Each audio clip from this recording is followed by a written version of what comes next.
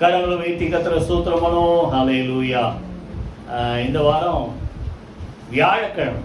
வியாழக்கிழமை ஜெபம் பண்ணிட்டு பைபிளை எடுத்து வாசிக்கும் போது ஆண்டவர் என் மனசில் பேசின ஒரு வார்த்தை தான் இன்னைக்கு நம்ம பார்க்க போகிறோம். லூக்கா 6ஆம் அதிகாரம் எல்லாம் எடுத்துங்க. 6ஆம் அதிகாரம் 38வது வசனம். 6 லூக்கா 6:38 வாசி. கொடுங்கள் அப்பொழுது உங்களுக்கு கொடுக்கப்படும். அமுக்கி குலுக்கி சரிந்து விழும்படி நன்றாய் அளந்து ஒரு மடியிலே போடுவார்கள். நீங்கள் எந்த அளவினால் அளக்கிறீர்களோ அந்த அளவினால் உங்களுக்கும் அளக்கப்படும். நல்லா கவனிங்க. கொடுங்கள் அப்பொழுது உங்களுக்கு கொடுக்கப்படும். நம்ம கொடுக்கிறவங்களா இருந்தா நமக்கு திருப்பி கொடுப்பார். எப்படி? அமுக்கி குலுக்கி. ஒரு சில இதெல்லாம் பார்த்தீங்கன்னா இந்த மாவுலாம் பத்தலைன்னா போட்டு டப்பா போட்டு டிபிள் ஆட்டுவோம். ஆட்டுன்னு கொஞ்சம் உள்ள போகும். இப்போ ஆண்டவர் நிறைவா இருந்தால் கூட இன்னும் கொஞ்சம் நல்லா அதை அமுக்கி குலுக்கி சரிந்து விழுகிறபடி நம்ம மடியிலே கொண்டு வந்து போட வைப்பார். எந்த அளவினால் அளக்கிறீர்களோ அதான் சிறுக விதைக்கிறவன் சிறுக இருப்பான், பெருக விதைக்கிறவன் பெருக. அப்போ ஆண்டவர் என்ன சொல்றார்? கொடுங்க, அப்போ உங்களுக்கு கொடுக்கப்படும். பொதுவாகவே நம்ம எல்லாருக்கும் தெரிஞ்ச வசனம் என்ன? கேளுங்கள் அப்பொழுது உங்களுக்கு சொல்லுங்க கொடுக்கப்படும், தட்டுகிறவனுக்கு திறக்கப்படும், தேடுகிறவன் கண்டடைவான். இல்ல? இப்போ கேட்டு கிடைக்கலன்னா நம்ம என்ன செய்யணும்? அடுத்த ஸ்டெப் இதையும் பார்க்கணும். கொடுத்து பார்ப்போம் முடிந்த வரைக்கும். புரியுதா உங்களால? என்ன சொல்றாரு அந்த யாரு அந்த விதவை 2 காசை தான் போட்டார். இந்த அம்மா போட்டுச்சு. ஆனா ஆண்டவர் என்ன சொல்ற? மார்க்ல 14ஆம் அதிகாரத்தில் இருக்கும் அந்த சம்பவம். இந்த பெரிய பெரிய ஐசியவான்கள் நிறைய பணத்தை போட்டாங்க. அதை விட இந்த 2 காசு போட்ட விதவை தான் அதிகமா போட்டா அப்படின்ற. அப்ப எப்படி அது என்ன சொல்றாரு விளக்கம்னா, ஐஸ்வர்யவான்கள் தங்களுடைய பரிபூர்ணத்திலிருந்து எடுத்து போட்டார்கள். விதவை தன்னுடைய வறுமை, அதாவது கொடுக்க முடியாத நிலைமையில தன்னிடத்தில் இருந்த இந்த ஜீவனத்துக்கு இருந்த எல்லாவற்றையும் போட்டான். அப்போ நல்லா கவனிங்க. வித்தியாசம் என்ன சொல்லுங்க? நிறைய இருக்குது, அதுல கொஞ்சம் எடுத்து போட்டாங்க. ஆனா அவங்க போட்ட குவான்டிட்டி ஜாஸ்தி. இந்த அம்மா போட்ட அளவு ரொம்ப கம்மி. ஆனா அந்த அம்மா கிட்ட இருந்ததை எல்லாவற்றையும் போட்டாங்க. அதனால எவ்வளவு போடுறீங்கன்றத ஆண்டவர் பார்க்க மாட்டாரு. புரியுதா? நீங்க எந்த நிலைமையில இருந்து கொடுக்குறீங்க அதை தான் பார்ப்போம். அதை கேட்டபடி நிச்சயமா கர்த்தர் என்ன செய்வார்? அமுக்கி குலுக்கி சரிந்து விழும்படி நன்றாய் அளந்து போடுவார்கள். கேளுங்கள் அப்பொழுது கொடுக்கப்படும் மாத்திரமல்ல, சொல்லுங்க கொடுங்கள் அப்பொழுது உங்களுக்கு கொடுக்கும். நீதிமொழிகளை பார்த்தா 30ஆம் அதிகாரத்துல தாத்தா என்கிற 2 குமாரத்திகள் யாருக்கு உண்டா? என்னென்ன வார்த்தை உண்டமோ ஒவ்வொரு வார்த்தையும் ரொம்ப கவனமா வாசி. அட்டை, இந்த அட்டை இருக்குது பாருங்க, ரத்தத்தெல்லாம் உரியிற வரைக்கும் விடாது. அதை போல நம்ம வீட்டில் இல்லை, உங்க குடும்பத்தில் உங்க பிள்ளைங்களை வந்து சொல்லலை. எங்க பிள்ளைங்கெல்லாம் வந்து நான் எவ்வளோ சொன்னாலும் வேணான்னு தான் சொல்றேன். புரியுதா? எனக்கெல்லாம் வந்து என் செலவை குறைச்சிக்கிட்டு மற்றவங்களுக்கு ஏதாவது கொடுக்கலாம், அதுதான் என்னுடைய என்ன சொல்றது மனசுல இருக்கு. அதனால ரொம்ப செலவு நான் பண்ண மாட்டேன்.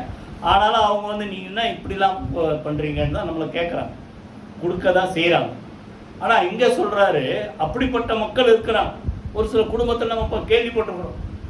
கல்யாணம் பண்ணி கொடுத்தா அது கொடு இது கொடு இது கொடு இது கொடுன்னு வந்து நிற்பாங்க. எல்லாரையும் சொல்ல 2 குமாரத்திகள் என்னதான் அட்டை குண்டு. உங்கள் வீட்டில் உடனே 2 பிள்ளைங்க இருக்கிறாங்க, 3 பிள்ளைங்க இருக்க, பயப்படாதீங்க. உங்கள் பிள்ளைங்க அப்படி கேட்க மாட்டாங்க. நான் ஆண்டவர் நாமத்தில் ஆசீர்வதித்து சொல்கிறேன். உங்கள் பிள்ளைங்க உங்களுக்கு எப்படிப்பட்ட மக்களாக இருப்பாங்க? கொடுக்குற மக்களாக தான் இருப்பாங்க. கை வைத்து கர்த்தரை ஸ்தோத்திரம் பண்ணுமா? ஆமாம், அப்படி இருங்க. ஒருவேளை இல்லைன்னா அப்படிதான் இருக்கணும். புரியுதா? தாத்தான் கேட்க மாட்டாங்க. அதனால தான் இந்த பேரு, இந்த பேர பிள்ளைங்களை நேரம் வந்து என்ன செய்யும்? வந்து நிற்க ஏதாவது எடுத்து வந்து இதைத்தான் அதைத்தான். அதான் ஒருத்தர் சொல்றாரு, தாத்தான் கேட்டதால அவருக்கு தாத்தான் பேர் வச்சான். புரியுதா? அதே போல எந்நேரம் தாத்தான் கேட்டுக்கினே இருக்கிறதுங்க கொடுக்குறேன்னு சொல்லுங்க. வாயை திறக்க மாட்டீங்களா? சொல்லுங்க கொடுக்குற. சொல்ல கூட பயமா இருக்குது. கொடுக்குறோம்.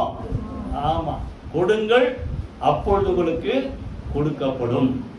ஆபிரகாம் பார்த்தீங்கன்னா நல்ல ஆண்டவர் ஆசீர்வதிக்கிறார், சீமானா இருக்கு. ஓ, ஆண்டவர் வந்து நிற்கிறார், அவனை ஆசீர்வதிக்க போறார். பயப்படாதேன்னு அவனுக்கு பலமும் கேடவுமா இருக்கிறேன்னு சொல்லி 15ஆம் அதிகாரத்தில் வந்து சொல்லும்போது உடனே ஆபிரகாம் கேட்கிறாரு, அடியேனுக்கு என்ன தருவீர்? எப்பவுமே நமக்கு எல்லாருக்குமே என்னன்னா நமக்கு என்ன கிடைக்கும்? எலெக்ஷன்ல பார்த்தா என்ன பண்ணுவீங்க? இவர் வந்தா என்ன கொடுப்பாரு, அவர் வந்தா என்ன கொடுப்பாரு, அதை வச்சு தானே ஓட்டு போடுறீங்க. நீ யாருக்கு போட்டீங்க அதெல்லாம் நான் கேட்கல, புரியுது? அப்போ என்ன அது மக்களுடைய என்னது, அவர் வந்தா என்ன கொடுப்பாரு, இவர் வந்தா என்ன கொடுப்பாரு, புரியுது? அப்போ என்ன தருவீர்? ஆண்டவரை பார்த்தோன்னா என்ன தருவீர் கேட்பீங்கல்ல. ஆண்டவரை வந்துட்டோன்னே அப்பா வந்துட்டீங்களே ரொம்ப சந்தோஷம் அப்படி யாத்திரை வேறு சொல்லுவீங்க. வந்துட்டார் விட்டு எல்லாத்தையும் கேட்டுருந்தோம் அப்படின்னு. அப்படி இல்லை. இப்போ ஆண்டவர் சொல்றாரு, நிறைய ஆசீர்வாதம் கொடுக்குறாரு, வானத்தை அண்ணாந்து பாரெல்லாம் சொல்லிட்டு பின்னால் முடிக்கும் ஒரு வார்த்தை சொல்றாரு, 3 வயது கிடாரியையும் காட்டு புறாக்களையும் என்ன செய்ய என்னிடத்தில் கொண்டு வா. 2ஆம் அதிகாரத்தில் இவர் என்ன தருவீர் என்றார். 2ஆம் வசனத்துல 9ஆம் வசனத்துல ஆண்டவர் சொல்றாரு, இவைகளை என்னிடத்தில் கொண்டு வா. அப்ப நல்லா கவனிங்க, எதுவா இருந்தாலும் சொல்லுங்க, நீங்க ஒன்று பெற்றுக்கொள்ளணும்னா முதல்ல நீங்க என்ன செய்யுங்க, சொன்னவாய் திறந்து கொடுக்கிறவங்களாயிரு. அதனாலதான் ஆண்டவர் சொன்ன சுருக்கத்தை பவுல் சொல்றார், வாங்குகிறதை பார்க்கிலும் கொடுக்கிறதே பாக்கியம் என்று கர்த்தர் சொன்ன வசனத்தை என்ன செய்யுங்க, நினைத்து கொள்ளுங்கள் அப்படின்றார். சரியா? அதனால கவனிங்க, நம்ம எப்பவுமே வாங்குற மக்களா இல்லாம எப்படிப்பட்ட வாயை திறந்து சொல்லுங்களேன், கொடுக்க சொல்லுங்க, நல்லா சொல்லுங்க. அது பெரிய ஆசீர்வாதங்க. நீங்க கொடுக்கிற மக்களா இருந்தா என்ன சொல்றேன், இந்த பாட்டு எனக்கு ரொம்ப பிடித்த வரியது. அந்த புது வாழ்வு தந்தவர் ஏந்தி நின்ற கரங்களை என்ன கரங்களா மாத்திட்டாரு, கொடுக்கும் கரங்களாய் மாற்றினார். புரியுதா? அப்போ கொடுக்கிறது ஒரு பெரிய பாக்கியம். இப்போ நம்ம ஒரு சுருக்கமா ஒரு 3 பகுதி பார்க்க போறோம். எதை கொடுக்கணும், யாருக்கு கொடுக்கணும் சொல்லுங்க, வாயத்திலிருந்து எதை கொடுக்கணும் சொல்லுங்க. அடுத்தது யாருக்கு கொடுக்கணும். முதல்ல ஆண்டவர் எதை எதிர்பார்க்கிறார்? உன் பணத்தை, ஆஸ்தி, பணம் இதெல்லாம் எதிர்பார்க்கிறார். ஆண்டவர் எதை எதிர்பார்க்கிறார் தெரியும்? முதல்ல வாசிங்க. இப்போ எதை கொடுக்கணும்? நீதிமொழிகள் 23:26 யாராவது வாசிங்க. நீதிமொழிகள் 23:26. என் மகனே எதை கேட்கிறாரு ஆண்டவர்? உன் இருதயத்தை எனக்கு தா, உன் கண்கள் என் வழிகளை நோக்குவதாக. நல்லா கவனி, எதை கேட்கிறாரு ஆண்டவர் சொல்லுங்க, உன் இருதயத்தை எனக்கு தா. அப்படின்னா அர்த்தம் உன் வாழ்க்கை கேட்கிறாரு ஆண்டவர். உன் வாழ்க்கை, உன் குடும்பம், அடுத்தது உன்னுடைய ஆசைகள் எல்லாத்தையும் அவர்கிட்ட கொடுத்துரு. ஃபாதர் பாட்டு நல்ல ஒரு பாட்டு, வழிகள் அனைத்தையும் உம்மிடத்தில் என்ன செய்ய ஒப்பு கொடுத்து விட்டேன். புரியுது? அப்போ இருதயத்தை எனக்கு தான், உன்னையே கொடு. இந்த பாட்டு அந்த சின்ன பாப்பா பாடின பாட்டாதான், என்னையே நான் தருகிறேன். அப்ப நல்லா கவனி, ஆண்டவர் எதை கேட்கிறார்? உங்களுடையதே அல்ல, உங்களை கேட்கிறார். எத்தனை பேர் சொல்ற வாசிருக்கீங்களா? அதை நான் உங்களுடைய அல்ல, பவுல் நிருபத்தில் சொல்றார், நான் எதை தேடுறேன்? உங்களையே தேடுகிறேன். கைகளை வீதி கத்திர சூத்திரம் போனோமா. அப்போ ஆண்டவர் நம்மிடத்தில் எதை பார்க்கிறார், எதிர்பார்க்கிறார்? உன் இருதயத்தை எனக்கு தான். வெளிப்படுத்த விசேஷத்தில் எல்லாருக்கும் தெரியும், 3:20 வாசற்படியிலிருந்து என்ன செய்கிறேன், தட்டுகிறேன். ஒருவனின் சத்தத்தை கேட்டு கதவை திறந்தால் என்ன சொல்லியிருக்காரு சொல்லுங்க யாராவது? அவன் வீட்டுக்குள் பிரவேசின்னு போட்டிருக்கா, அவன் அறைக்குள் பிரவேசிப்பேன் போட்டிருக்கா. என்ன சொல்றாரு? அவனுக்குள் பிரவேசிப்பேன். அப்போ எதை தட்டுறார் ஆண்டவர் சொல்லுங்க, எதை கேட்கிறார் வாயத்தில் சொல்லுங்க. ஆண்டவர் நம்மளத்தை கேட்கறது நம்மையே கேட்கிறார். கைகளை வீட்டு கத்துற சூத்திரமானமா உன் இருதயத்தை தான்.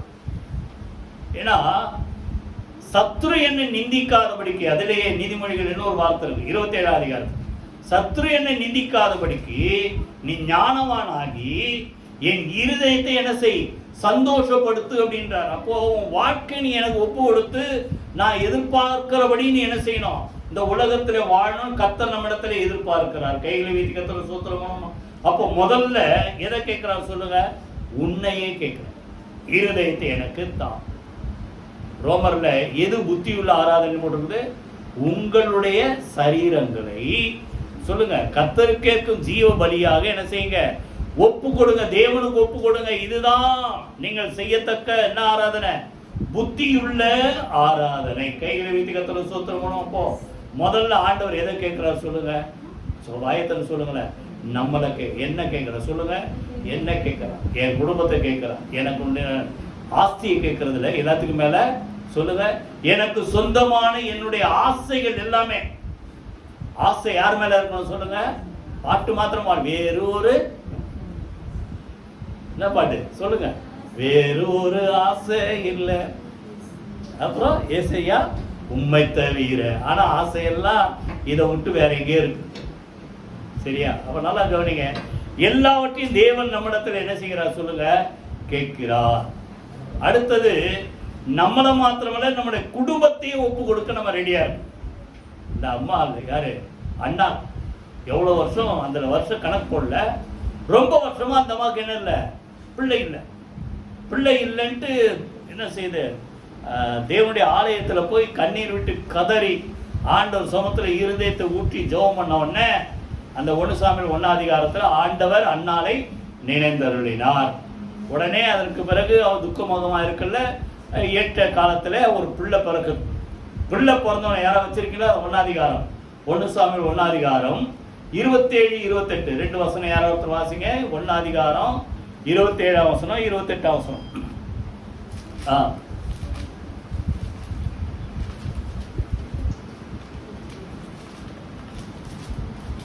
தேவனுடைய மனுஷன் ஒருவன் இந்த பிள்ளைக்காக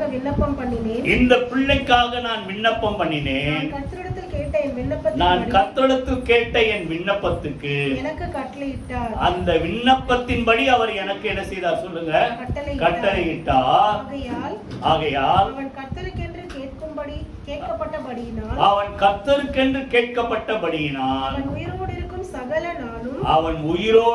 சகல நாளும் அவனை கர்த்தருக்கே ஒப்பு சொல்லுங்க. அவனை யாருக்கே ஒப்பு கொடுக்கிறேன்? கர்த்தருக்கே ஒப்பு கொடுக்கிறேன். கைகளை வீதி கர்த்தருக்கு ஸ்தோத்திரம் பண்ணணுமா? முதல் பிள்ளை பொருத்தனை பண்ண. நீங்க எனக்கு ஒரு ஆண் பிள்ளை கொடுத்தா அவன் என்ன செய்யறேன்? நான் உங்களுக்கே ஒப்பு கொடுக்குறேன். இன்னைக்கு எல்லாரும் பொருத்தனை பண்றது நல்லது, செய்வாங்க. ஆனா அதே போல ஆண்டவர் நிறைவேற்றின உடனே அவங்களும் வரமாட்டாங்க, அந்த பிள்ளையும் வராது. சொல்ற உண்மையதான் சொல்றேன்.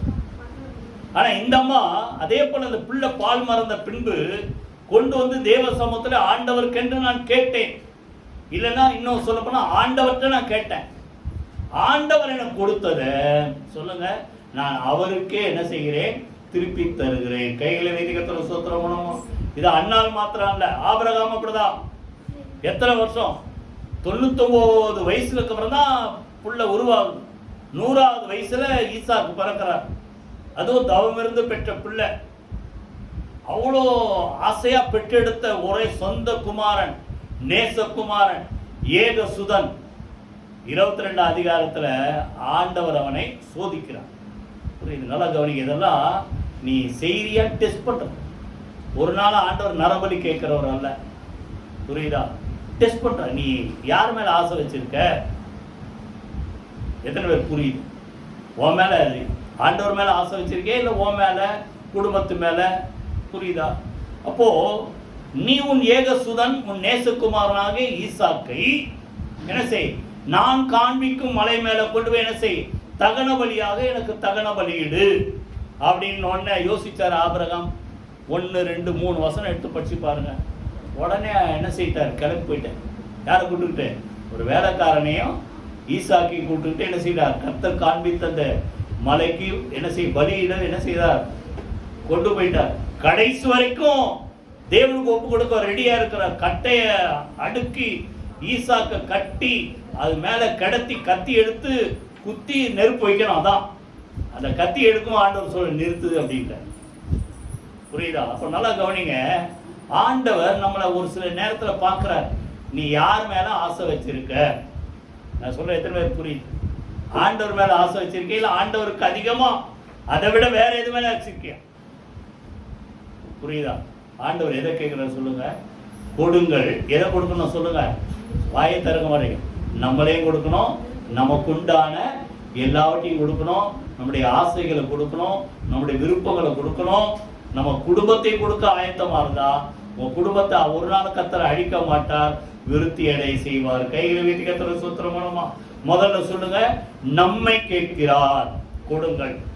ரெண்டாவது எதை கேட்கிறாரு? 2 பேதுரு 1:7 யாராவது வாசிங்க. 2 பேதுரு 1:7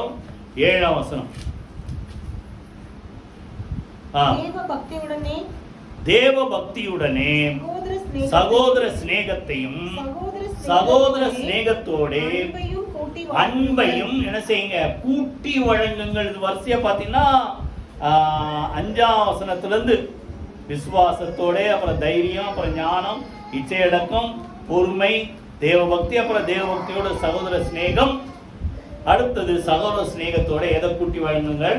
அன்பையும் என்ன செய்யுங்க சொல்லுங்க, கூட்டி வழங்குங்கள். முதல்ல நல்லா கவனிங்க, எதை ஆண்டவர் கேட்கிறாரு? நம்மளை கேட்கிறாரு முதல்ல. ரெண்டாவது எதை கொடுக்கணும்னு எதிர்பார்க்கிறாரு சொல்லுங்க? வாயை திறக்க மாட்டேங்க சொல்லுங்க, அன்பை சொல்லுங்க. ஆண்டவர் நம்மிடத்தில் எதை எதிர்பார்க்கிறார் சொல்லுங்க? தேவன் நம்மிடத்தில் எதிர்பார்க்கிறது அன்பு. ஏன்னா தேவன் அன்பார். அப்போ அவருடைய சாயல்ல உருவாக்கப்பட்ட மனிதர் இடத்துல, விசேஷமா அவர் ரத்தத்தால் மீட்கப்பட்ட நம்ம இடத்துல தேவன் எதை எதிர்பார்க்கிறான்னா, நம்ம அன்பா இருக்கிறோமா? அந்த பேதுரு பார்த்து கேட்கிற, இவர்கள் எல்லாரிலும் அதிகமா நீ என்னிடத்தில் அன்பா இருக்கிறாயா? 3 தடவை கேட்கிறார்.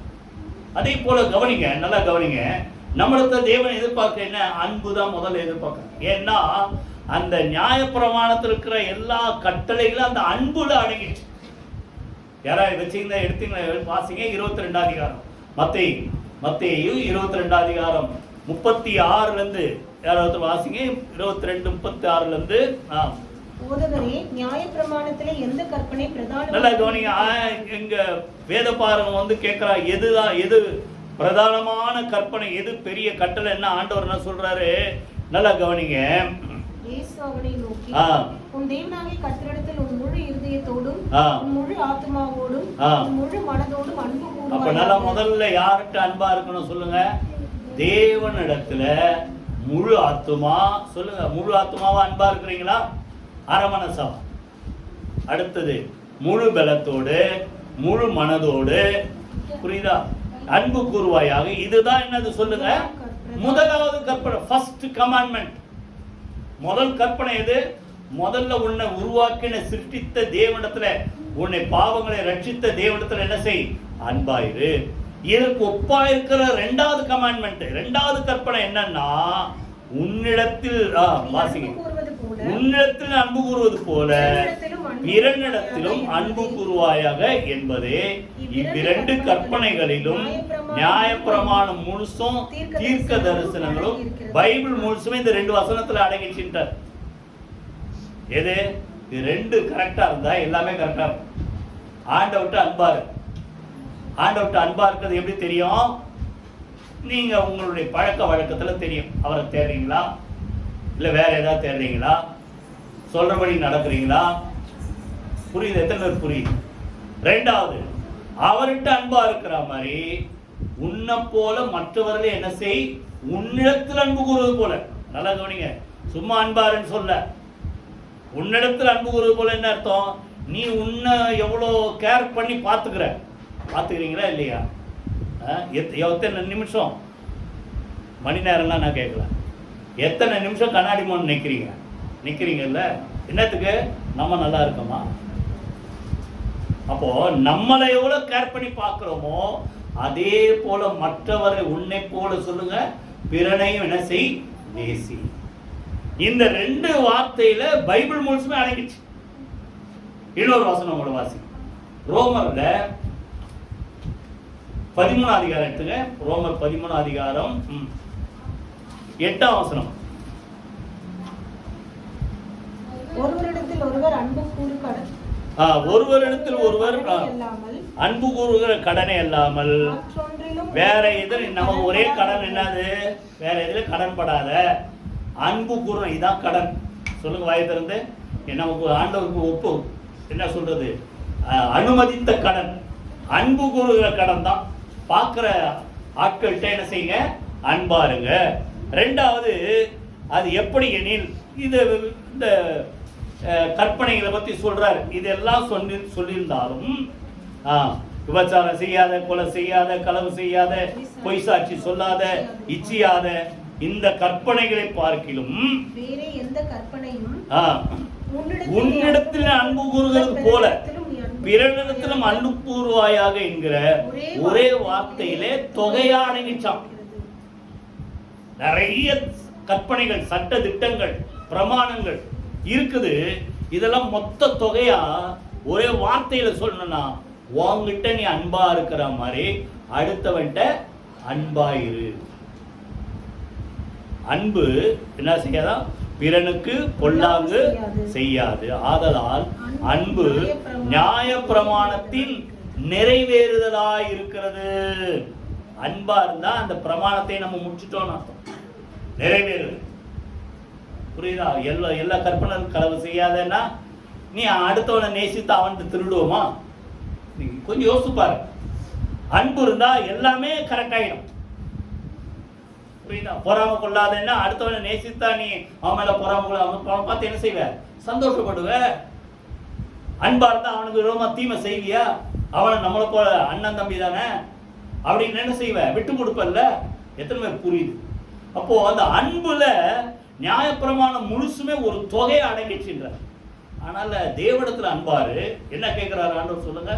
முதல்ல உன்னை கொடு, ரெண்டாவது சொல்லு அன்பை கொடு. யார்கிட்ட? ஆண்டவர்கிட்ட. ரெண்டாவது உன்னை போல இருக்கிற உன் சகோதரனிடத்துல, மனிதரிடத்துல என்ன செய்? அன்பா. இதான் நான் முதல்ல இங்க வந்தவனே கேட்டேன். உலகத்து மக்கள் நம்ம இடத்துல எதிர்பார்க்கிற ரெண்டே குணம் என்ன சொல்லுங்க? அன்பா இருக்கிறோமா, இரக்கமா இருக்கு. இது ரெண்டு தான். மற்ற எல்லாம் அப்புறம் தான். இது ரெண்டு தான் இந்த மக்கள் நம்ம இடத்தை எதிர்பார்க்கிறாங்க. புரியுதா? அன்பாயிரு. அந்த அன்புல நியாயப்பிரமாணம் முழுசும் ஒரு தொகையா என்ன செய்ய சொல்லுங்க? இப்போ 1 Corinthians 13 எடுத்து பாத்தீங்கன்னா எல்லாம் சொல்றாரு. எல்லாம் நான் செஞ்சாலும் அன்பு எனக்கு இல்லைன்னா ஒண்ணும் இல்லைன்ட்டார். அந்த ஒரு வார்த்தை, அன்பு எனக்கு இராவிட்டால் நான் ஒன்றுமில்லை. இருக்கிறதா கொடுத்தா கூட அன்பு இல்லைன்னா ஒண்ணும் இல்லை. சரீரத்தை சுட்டரிக்க கொடுத்தாலும் அன்பு இல்லைன்னா ஒண்ணும் இல்லை. ஏன்? தேவன் அன்பா இருக்கிறார். அவர் சாயலே உருவாக்கப்பட்ட நாம் சொல்லுங்க எப்படிதான் இருக்கணும்? வாயத்தரங்களா அன்பா இருக்கணும். அன்பு இருந்தா வம்பே வராது. அன்பு இருந்தா என்ன செய்வீங்க? விட்டு கொடுப்பீங்க, இல்ல வம்புக்கு அனுப்பீங்க. உங்களதான் பார்த்து கேட்கிறேன், ஏன் வம்பு சண்டெல்லாம் வருது உங்க வீட்டுல? அன்பு இல்லை. அன்பு இருந்தா விட்டு கொடுப்பீங்க. புரியுதா? குடும்பம் எதனால கட்டப்படும் சொல்லுங்க? அன்பினால்தான் கட்டப்படணும். சரி, ஒரே ஒரு வசனம் பார்த்து அடுத்து போயிடும். யோவான் 13 எடுத்துங்க.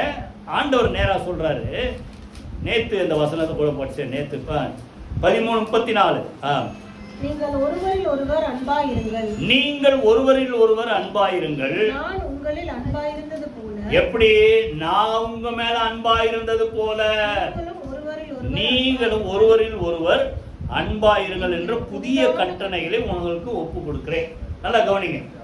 இப்போ அன்பாருங்கன்றாரு. அதுக்கு ஒரு ஓமை சொல்றாரு, ஒரு மாடல். என்ன சொல்றாரு? நான் உங்ககிட்ட எப்படி அன்பாயிருந்தேனோ அதே போல.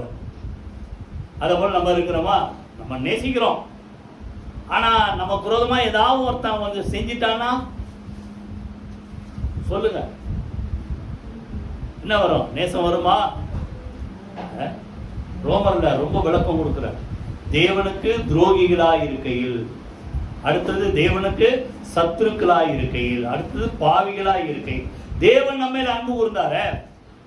என்ன சொல்ல? இப்ப இவரு இயேசு என்ன சொல்றாரு? ஆண்டவர், நான் உங்கள்கிட்ட எப்படி அன்பா இருந்தேன்? 12 சீஷர்ல 11 பேரை விட்டுருங்க. 12வது ஆளு என்ன பண்ணா சொல்லுங்க? காட்டி கொடுத்தான். அவனை பார்த்து துரோகின்னு சொன்னாரா சொல்லுங்க? நம்ம எல்லாம் அப்படி நடந்தா என்ன சொல்லியிருப்போம்?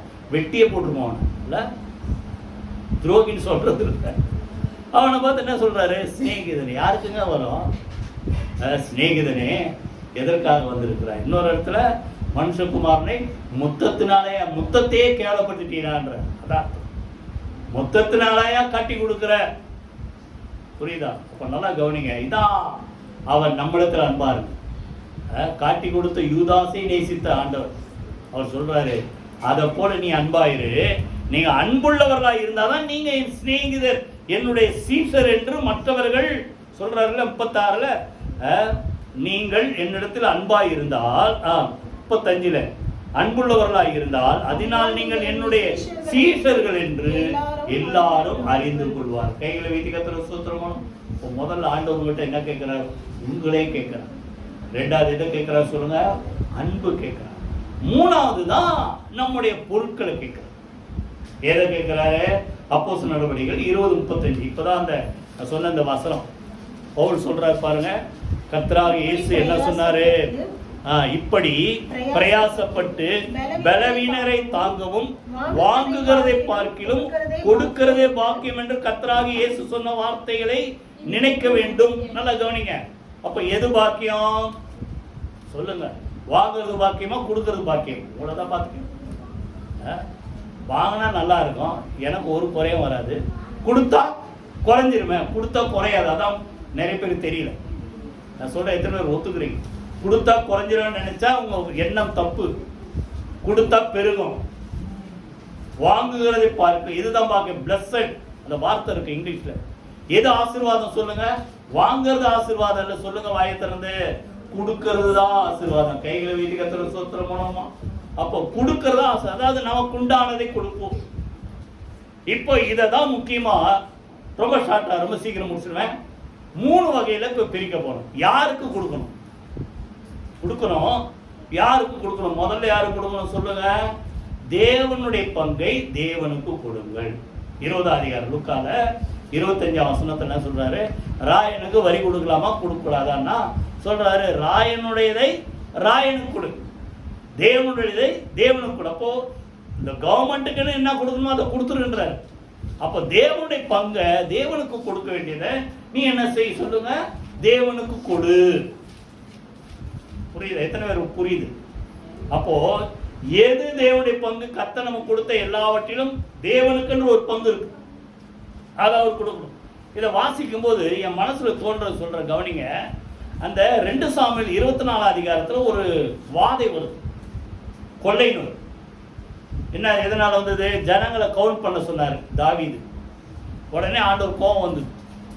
கோபம் வந்த உடனே 3 வருஷம் பஞ்சமா, 3 மாசம் எதிரிகள் உன்னை சத்துக்கள் என்னது முற்றுகை போடணுமா, இல்ல 3 நாள் கொள்ளை நோயானோடனே நான் ஆண்டவர் பாதத்திலே விழுறேன், ஆண்டவரே பார்த்துக்கிட்டோம் அப்படின்ட்டு உடனே கொள்ளை நோயை அனுப்பின உடனே அன்னைக்கே அவன் இருதயம் துடிக்குது. தப்பு யாரால வந்தது சொல்லுங்க? என்ன சொன்னவன் நான் அல்லவா? நான் தானே பாவம் செஞ்சேன். இந்த அப்பாவி மக்கள் என்ன செஞ்சாங்க? ஆண்டவரே உம்முடைய கோபம் என் மேல இருக்கட்டும், இந்த ஜனங்களை விட்டுருங்கன்ட்டு வேண்டுதல் செஞ்ச உடனே ஆண்டவர் அப்பதான் மனசு இறங்கி அந்த கொஞ்சம் நிறுத்து அப்படின்ட்டார். நிறுத்தின உடனே இப்போ உடனே தீர்க்கதரிசி சொல்றாரு, போய் உடனே ஒரு பலி செலுத்து. எந்த இடத்துல போய் பலி செலுத்தின உடனே இவரு போய் பலி செலுத்த வர்றாரு. யாருடைய களத்துல படிச்சீங்களா? அர்வானா அப்படின்ற ஒரு ஆள். அர்வானா கிட்ட வந்து நான் ஷார்ட்டா சொல்றேன் நடந்தது. அர்வானா கிட்ட வந்து இந்த களத்தை நீ வந்து தேவனுக்கு பலி செலுத்துறதுக்கு இடம் கொடுனோடனே அவன் என்ன சொல்றான்? ராஜா கேட்கிறாரு. ராஜா கேட்டா மறுக்கவே முடியாது, ராஜயோக்கியமா தருகிறேன் அப்படின்ற. அது அர்த்தம் என்னன்னா, ராஜா கேட்டா கேட்டதெல்லாம் கொடுத்துதான் ஆகணும். அப்படி நான் கொடுக்குறேன். புரியுதா? எது கொடுக்குறேன்?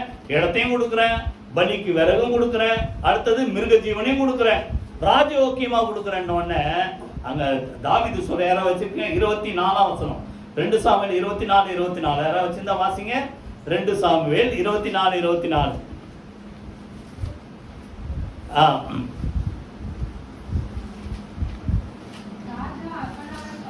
அப்படி இல்லை, நான் இலவசமாக வாங்கி என் தேவனாக கர்த்தருக்கு சர்வாங்க தகன பலிகளை செலுத்தாமல் அதை உன் கையிலே விலைக்கரையமாய் வாங்குவேன் என்று சொல்லி தாவீது அந்த களத்தை மாடுகளை 50 சேக்கல். ஆக்சுவலா அது அட்வான்ஸ் பேமெண்ட் தான். புரியுதா? மொத்தம் கொடுத்து 10 கிலோ கோல்டு கொடுத்து வாங்கியிருக்காரு அந்த இடத்த. அப்படின்னா அந்த 4ஆம் இருக்கும். நல்லா கவனிங்க. இப்போ என்ன பாருங்க, கவனிங்க. இவர் ராஜா கட்டவனே எல்லாத்தையும் கொடுத்துட்றேன். ஏன்னா தேசத்துக்காக வேண்டுதல் செய்யணும், தேசத்துல வாதை நிறுத்தப்படணும், அது அவனுக்கும் பொறுப்பு இருக்குது. புரியுதா? அப்போ என் நிலத்தை கொடுக்குறேன், விறகு கொடுக்குறேன், மாடு கொடுக்குறேன், எல்லாம் கொடுக்குறவன இவர் சொல்றாரு, இலவசமா வாங்கி நான் என்ன செய்ய மாட்டேன், தேவனுக்கு செலுத்த மாட்டேன் அப்படின்ட்டு விலக்கிரயம் கொடுத்து வாங்கி தேவனுக்கு பலி செலுத்து. எத்தனை பேர் புரியுது?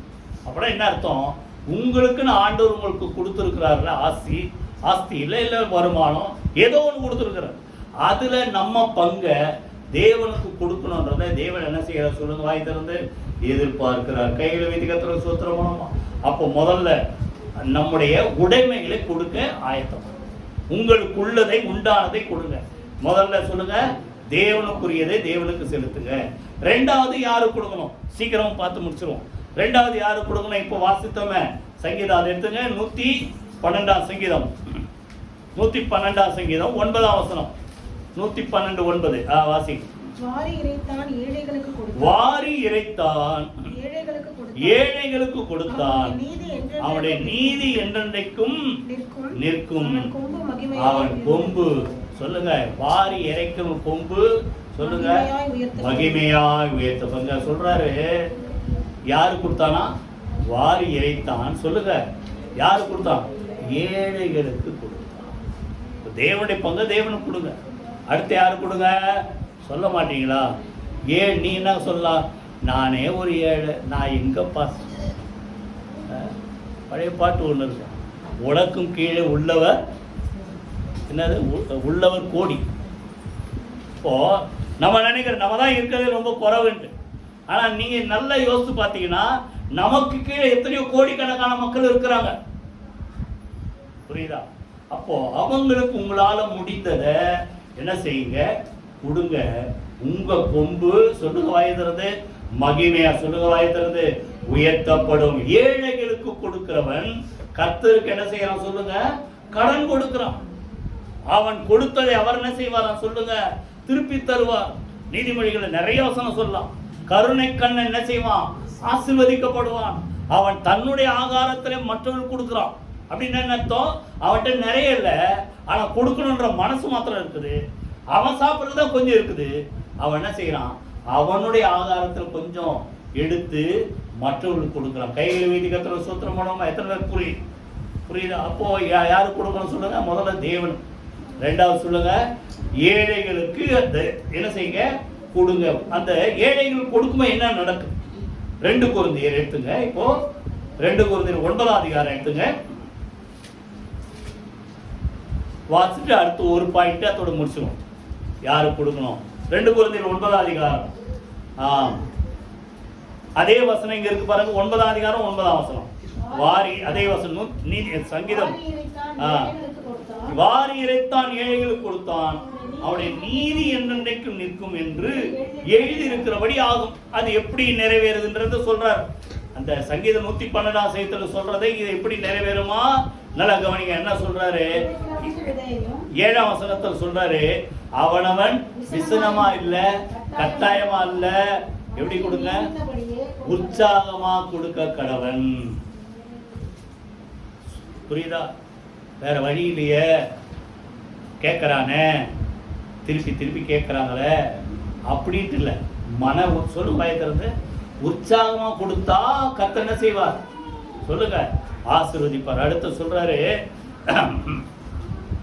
நீங்கள் 8ஆம் வசனத்துல எல்லாவற்றிலும் எப்பொழுதும் சம்பூர்ணமுடையவர்களாயும் சகல நற்கிரியிலும் பெருகிறவர்களாய் இருக்கும்படி தேவன் உள்ளிடத்தில் சகலவித கிருபையையும் பெருக செய்ய வல்லவராய். எப்ப நிறைவேறனா, எல்லாரும் கொடுக்கும்போது. நீங்க எப்ப சம்பூர்ணம் உள்ளவர் ஆவீங்க, நீங்க ஒரு சில நேரத்துல மனசுல திருப்தியும் வரும், பரவாயில்ல ஏதோ ஒரு நல்ல வேலை இருக்குது, ஏதோ என்ன சொல்லுங்க, ஏதோ நல்லா இருக்கிறோம். ஆனா ஒரு சில நம்மளோட பெரிய ஆளுங்களை பார்க்கும்போது சொல்லுங்க, திருப்தியா இருப்பீங்களா? உங்களதான் பார்த்து கேட்கிறேன், திருப்தியா இருப்பீங்களா? நம்ம சம்பூர்ணமா இருக்குன்னு நினைப்பீங்களா? இன்னும் இவ்வளவு பெரிய ஆளா நம்ம இவ்வளவு கணக்கு போறீங்கல்ல.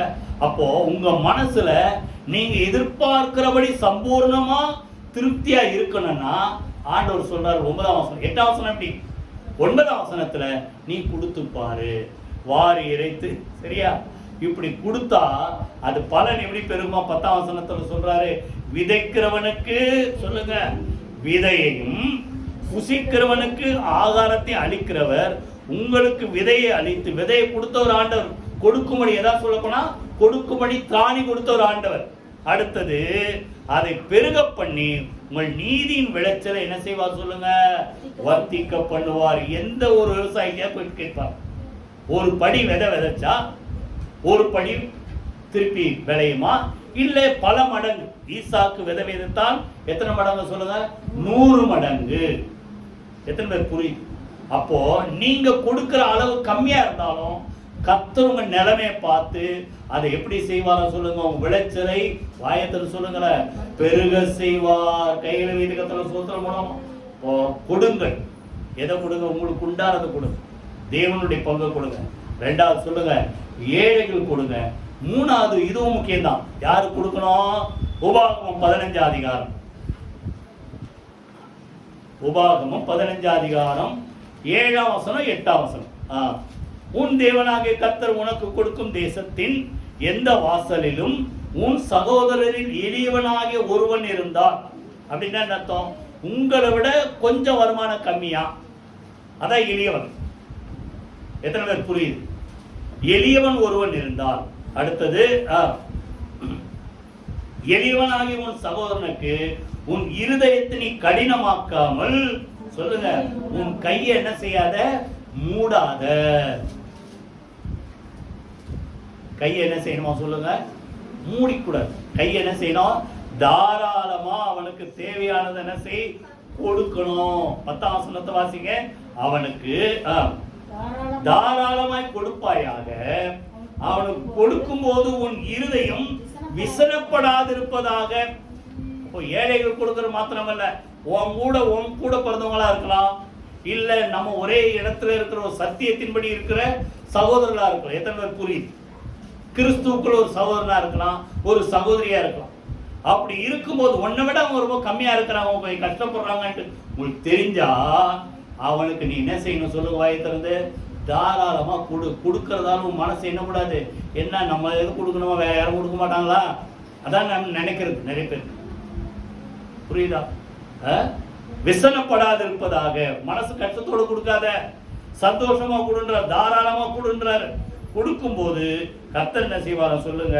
கர்த்தர் அவன் தேவனாகிய கர்த்தர் அது நிமித்தமாக 10ஆம் வசனம், உன் தேவனாகிய கர்த்தர் உன்னுடைய எல்லா கிரியைகளிலும் நீ கையிட்டு செய்யும் எல்லா காரியங்களிலும் உன்னை ஆசீர்வதிப்பார்.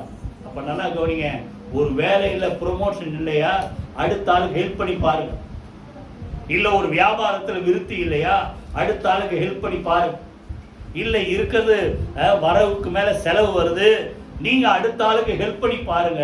கர்த்தர் சொன்ன வார்த்தையின்படி சொல்ற உன் கிரியைகளில் எல்லாம் கர்த்தர் உன்னை என்ன செய்வார் சொல்லுங்க? வாயத்திலிருந்து ஆசீர்வதிப்பார். கையில வீதி கர்த்தர் சூத்திரம் பண்ணணும். 2வது 3வது என்ன சொல்றாரு? ஏழை சகோதரனுக்கு இல்ல உங்ககிட்ட இருக்கிறவன் கஷ்டப்படும் போது தான் சொல்றாரு. உன்னை விட அவன் கஷ்டப்படுறானா, உன் மனசுல தெரியுதா? கையை மூடாத. கையை என்ன செய்? தாராளமா தர. எல்லாருக்கும் தெரியும் யோபுக்கு இத்தனையோ வருஷம் கஷ்டப்பட்டார். எத்தனை வருஷம் நாங்க எழுதல, ஆனா அவனுக்கு திருப்பி எல்லாம் டபுளா வந்து எப்படி வந்தது சொல்லுங்க? அவனுக்கு அறிமுகமானவர்கள் 42 அதிகாரம் அப்புறம் படிச்சு பாருங்க. 11ஆம் வசனம் 12ஆம் வசனம். அவனுக்கு அறிமுகமானவர்கள் அவனுடைய சகோதர சகோதரிகள் எல்லாரும் அவனை பார்க்க வந்து அவரவர் என்ன செய்து கொடுத்துட்டு போனாங்க? தங்க காசையும் ஆபரணங்களும் கொடுத்தார்கள். அப்போ யோபுக்கு முதல்ல இருந்ததை விட டபுள் மடங்கு எப்படி வந்தது? உடன் பிறந்த மக்கள் இல்ல அவனுக்கு அறிமுகமான மக்கள், யோபு இவ்வளவு கஷ்டப்பட்டான்பா, அவனுக்கு நம்ம என்ன செய்யணும்? கை தூக்கி விடலாம் அப்படின்ட்டு வந்து அவனுக்கு கொடுத்ததால தான் அவன் நிலைமை முன்னிலைமை பார்க்கல் சொல்லுங்க பின் நிலைமை இருமடங்காக கர்த்தர் ஆசீர்வதித்தார். கையில வீட்டு கர்த்தர் சூத்திரமானோமா? யார் யாருக்கு கொடுக்கணும் சொல்லுங்க? தேவனுக்கு, ஏழைகளுக்கு, 3வது கூட இருக்கிற சகோதர சகோதரர், அது சொந்தக்கார சகோதரர் இருந்தாலும் கிறிஸ்துக்குள்ள சகோதரர் இருந்தாலும் உதவி செய்யுங்க. எல்லாத்துக்கும் மேல இன்னொரு ஆளுக்கு நீ உதவி செய்யணும்ன்றார். வாசிப்போமா? லூக்கா அந்த படிச்சீங்கன்னா அதே வாங்க 6ஆம் அதிகாரம் படிச்சீங்களாமா? அங்கதானே ஆரம்பிச்சோம். 38 ஆரம்பிச்சோமா? இப்போ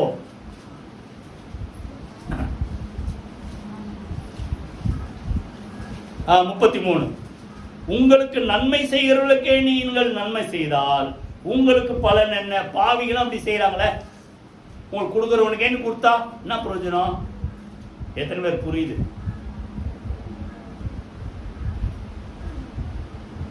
நன்மை செய்யறவனுக்கு நன்மை செய்யாதவன் கொடுக்குறீங்களா? அடுத்தது, திரும்ப கொடுப்பாங்கன்னு நம்பி நீ கொடுக்குற, திரும்ப கொடுக்க முடியாதுன்னு தெரிஞ்சா கொடுப்பியான்ற. இதெல்லாம் நமக்கு நம்மள தான் கேட்கிறார். கொடுக்குறவனுக்கே கொடுக்குற, இல்ல அடுத்தவனுக்கு கொடுக்க முடியாதுன்னு கொடுக்குறியா? திருப்பி கொடுக்க முடியாதுன்னு கொடுக்குறியா? அடுத்தது யாரு கொடுன்றாரு? சத்துருக்களுக்கு கொடுன்றார். யாரு? உன்கிட்ட எவன் கொடுனாலும் அவனுக்கு கொடு, உன்னை எவன் பகைத்தானோ அவனுக்கு கொடு, உன்னை எவன் யார் உனக்கு விரோதமா தீமை செய்தானோ சொல்லுங்க அவனுக்கு கொடுன்றார்.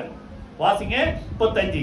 உங்கள் சத்துருக்களை சிநேகியுங்கள், நன்மை செய்யுங்கள், கைமாறு கருதாமல் கடன் கொடுங்கள், அப்பொழுது உங்கள் பலன் மிகுதியா இருக்கும். அப்பதான் நம்ம யாருக்கு பிள்ளையா? படிங்க. அப்பொழுது நீங்கள் உன்னதமானவருக்கு பிள்ளைகளா இருப்பீங்க. ஆண்டவருடைய பிள்ளைன்னா இப்படி இருக்கணும்ன்றார் சொல்றாரு. அவர் யாரு? அவர் எப்படிப்பட்டவர்? அவர் யாரு? நன்றி அறியாதவர்களுக்கும் துரோகிகளுக்கு நன்மை செய்யறாரு. அவர் அப்படி இருக்கிறார்ல, துரோகிக்கு நன்மை செஞ்சாரு, நன்றி அறியாதவனுக்கு நன்மை செஞ்சாரு. நீ செய்யறியா? அவன் நன்றி கேட்ட அவன் கொடுக்கவே கூடாதுன்றீங்களா? அவன் துரோகி, அவனுக்கு கொடுக்கவே கூடாதுன்றீங்களா? ஆண்டவர் என்ன சொல்றாரு? ஏழை கொடு, அடுத்தது உடன் சகோதரர் கொடு. எல்லாத்துக்கும் மேல எப்போதான் நீ ஆண்டவர் பிள்ளைங்கிறாரு? நீ துரோகி கொடுக்குற பாரு, நன்றி அறியாதவன் கொடுக்குற பாரு, உனக்கு தீமை செஞ்சானே அவனுக்கு கொடுக்குற பாரு, அப்போதான் நீ யாருன்னு சொல்றாரு? நீ என்னுடைய பிள்ளை. இதை ரோமர்ல சொல்லும்போது இன்னும் அருமையா சொல்றாரு. முடிச்சு சொல்லி வாசி முடிச்சிடும். அவன் சத்துரு பசியா இருந்தால் 12 அதிகாரம் கடைசி 2 வசனத்தை மாத்திரம் வாசிங்க. ரோமர் 12 அதிகாரம். சத்துரு, அதாவது சகோதரன் அல்ல. யார் இவன்? சத்துரு, விரோதி, தீமை செஞ்சவன். பசியா இருக்கும்போது அவனுக்கு என்ன கொடு? சாப்பாடு கொடு. தாகமா இருந்தா அவனுக்கு என்ன செய்? சொல்லுங்க, பானம் கொடு. நீ இப்படி செய்கிறனால் அக்னி தழலை அவன் தலையின் மேல். அதுக்காக நான் கொடுக்க அவன் மேல அக்னியா இறங்கட்டும் அந்த சிந்தனையில கொடுக்காதீங்க. சும்மா சொல்ற, புரியுதா? நீ குடுன்ற என்ன சொல்றாரு? பழிவாங்குதல் முந்தின வசனத்துல எனக்குரியது, நானே பதில் செய்வேன். 21 வசனம், நீ தீமையினாலே வெல்லப்படாமல். தீமைய ஒருத்தன் தீமை செஞ்சானா அவனுக்கு நன்மை செஞ்சு அந்த தீமை நீ ஜெயிக்கணும்ன்றார். தீமையினாலே வெல்லப்படாமல் தீமையை சொல்லுங்க நன்மையினாலே வெளியோ. யோசேப்பு நீங்கள் எனக்கு தீமை செய்ய நினைத்தீர்கள், ஆனா தேவன் அதை நன்மையா முடிய பண்ணினான்ட்டு தீமை செஞ்ச அதே சகோதரர் தான் அவனை செய்த வாழ வச்சான். கையில வைத்து கத்துற சோத்திரம் மூலமா கடைசியா சொல்றாரு, சத்துருக்களுக்கு கொடுங்க. எல்லாரும் எழுந்து கத்துற துதிப்போமா. கொடுங்கள், அப்பொழுது உங்களுக்கு கொடுக்கப்படும். என்னென்ன கொடுக்கணும் சொல்லுங்க? நம்ம வாழ்க்கை, இருதயத்தை ஆண்டவர் கொடு. 2வது அன்பை கொடு. எல்லாருக்கும் என்ன செய்? ஆண்டவர்களுக்கும் சரி, மற்ற பார்க்கிற மனிதர் காண்கிற சர்வனிடத்தில் அன்பு கூறாதவன் சொல்லுங்க, காணாத தேவனிடத்தில் எப்படி அன்பு கூறுவான்? அன்பை கொடு. 3வது உன்னுடைய உடைமைகளை கொடு. யாருக்கு? தேவனுடைய பங்கு தேவனுக்கு கொடுங்க, ஏழைகள் கொடுங்க, உடன் பிறந்த சகோதர சகோதரிகள் கொடுங்க. எல்லாத்துக்கும் மேல நம்ம யாரு தேவனுடைய பிள்ளைகள் சொல்றாருன்னா சத்துருக்களுக்கு கொடுக்குறீங்க பாருங்க. அப்பதான் நீங்க உன்னதமானவருக்கு பிள்ளைகளா இருப்பீர்கள். கர்த்தரை ஸ்தோத்திரம் பண்ணி ஜெபம் கரங்கள் வைத்து கர்த்தரை துதிப்போம். ஆண்டவரே உமக்கு நாங்கள் நன்றி செலுத்துறோம். நீ சொன்ன ஒரு வார்த்தைக்காக நன்றி செலுத்துற தகப்பனே. கொடுங்கள், அப்பொழுது உங்களுக்கு கொடுக்கப்படும். அமுக்கி குலுக்கி சரிந்து விழும்படி நன்றாய் அளந்து உங்கள் மடியிலே போடுவார் நம்முடைய வார்த்தையின்படி நாங்கள் ஆண்டவரே எல்லாவற்றையும் கொடுக்க, எங்களை கொடுக்க, எங்கள் குடும்பத்தை கொடுக்க, எங்கள் ஆசைகள் விருப்பங்களை கொடுக்க எப்போது ஆயத்தமுள்ளவர்களா இருக்க கர்த்தர் எங்களுக்கு அனுக்கிரக செய்கிற அன்பை கொடுக்க, எப்போது நாங்கள் அன்புள்ளவர்களா வாழ கர்த்தர் அனுக்கிரக செய்யுங்க. எங்களுக்கு உண்டானவர்களை கொடுக்க, தேவனுடைய பங்கு தேவனுக்கு கொடுக்க, ஏழைகளுக்கு கொடுக்க, உடன் பிறந்த சகோதர சகோதரிகளுக்கு கொடுக்க, எல்லாத்துக்கும் மேல எங்களுக்கு தீமை செய்த மக்களுக்கும் நாங்கள் நன்மை செய்கிற மக்களாய் வாழ கர்த்தர் எங்களுக்கு அனுக்கிரக செய்வீராக. அப்படியாக கர்த்தர் ஒவ்வொரு இருதயத்துல ஒரு புதிய மாற்றத்தை தருவதற்காக நன்றி செலுத்துறோம். வந்த யாவரை அப்படியாக ஆசீர்வதிப்பீராக. இயேசு கிறிஸ்துவின் ஜீவனுள்ள ஜெயமுள்ள நாமத்தில் ஜெபிக்கிறோம் நல்ல பிதாவே. ஆமென், ஆமென். நம்முடைய கர்த்தராகிய இயேசு கிறிஸ்துவின் கிருபையும் பிதாவாகிய தேவனுடைய அன்பும் பரிசுத்த ஆவியானவருடைய அந்யோன்ய ஐக்கியமும் நம் அனைவரோடு சகல பரிசுத்த அனைவரோடும் ஆண்டவராகிய இயேசு கிறிஸ்து வரும் மட்டும் இருப்பதாக. ஆமென். என் ஆத்துமாவே கர்த்தரை ஸ்தோத்திரி, என் முழுமே அவருடைய பரிசுத்த நாமத்தை ஸ்தோத்திரி. என் ஆத்துமாவே கர்த்தரை ஸ்தோத்திரி, அவர் செய்த சகல உபகாரங்களை மறவாதே. ஆமென். ஆமென். God bless you.